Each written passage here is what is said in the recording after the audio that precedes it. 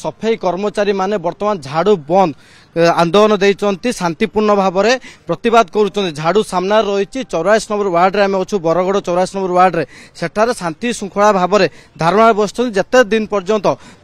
जो दाबी रही जो 3 जन को गिरफ्त करागला अन्य जो माने दोषी तांको उपरे कार्यानुष्ठान न निया जायछि सेमाने केते सुरक्षित ताकू नै प्रश्न उठैचंती आलोचना करबा। आज्ञा आज झाड़ू बंद आंदोलन करछन सफाई कर्मचारी माने जे कोन कोन वर्तमान आपण माने पुनी दाबी रखुचंती। निश्चित रूपे जो काली घटनाटी घटी आम समस्त निंदा करुचु। आमर कहवा कथा है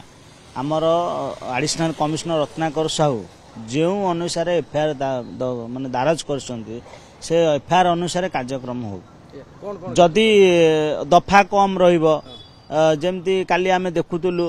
सेमिति चलो ना जदि सेमिति हम ताले आम समस्त राजरास्ता को ओह्लैबू कारण जड़े दिन दीपर होचे क्या कथार जीवार आवश्यकता ना पुलिस क्या कथा को शुणियार आवश्यकता ना जहाँ देखुची वीडियो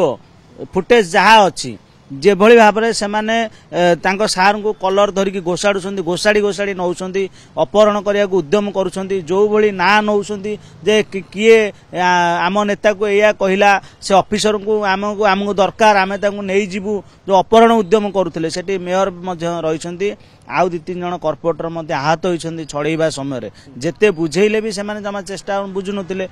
जेपरि माने तांको रक्त मुखाई काली बोधे से सारंगर शेष दिन होता मु भावुची जदि मेयर सुलोचना दास सेठी न पहुंची थाते लिटू महासुपकार जदि न पहुंची थाते मु तो भावुची काली शेष दिन होता जोटा कि माने इतिहास तो जहाँ काली खराब होते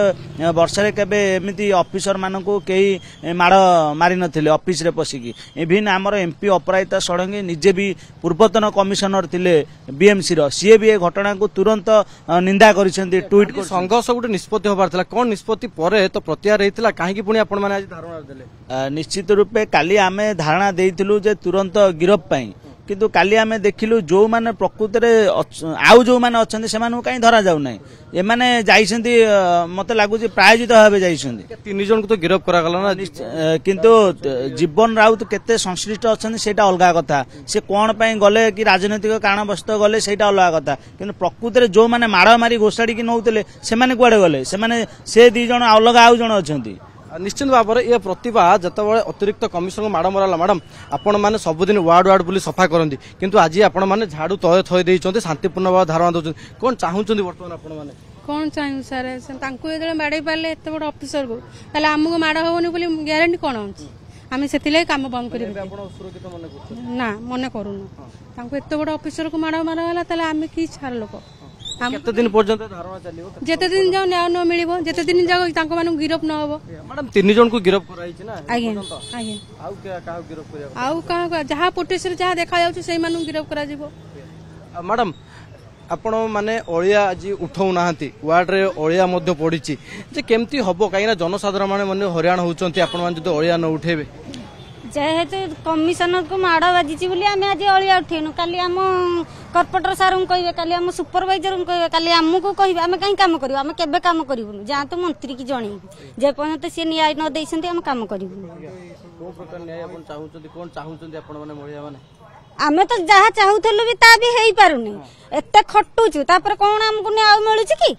किछि मिलुनी किछि नै पाइ ना काली जो धारणा बसिथिले आपण संघ निष्पत्ति नैथिला जे 3 जन गिरफ कला परे आपण माने पुणी काहे कि आज काम बंद करछन झाड़ू काहे कि बंद करछन काहे कि ना एई सब घटना नै कि हमें बंद करछु कोन घटना जो कमिशनर को बाडै छन्ते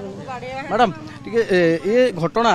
निहाती भाव में काली जो घटना हृदय विदारक सामना को आसला अतिरिक्त कमिशनर को माड़ मरा घटना आपण मैंने आज शांतिपूर्ण भाव में धारणा बसी झाड़ू छाड़ी देइचंती झाड़ू छाड़िला परे वार्ड रे जो अपरिष्कार बढ़िबो तो केमती काम हबो काम तांको बारे आउ जति सब संपुट या देरे अछंती यदि गिरफ हेई परिबे ताले हमर काम स्टार्ट हबो आउ के थिबे ना तो हम तो टीवी रे भी सब देखिथुलु जे 10 जण एतरे सब बाडे उठले से ता भितरे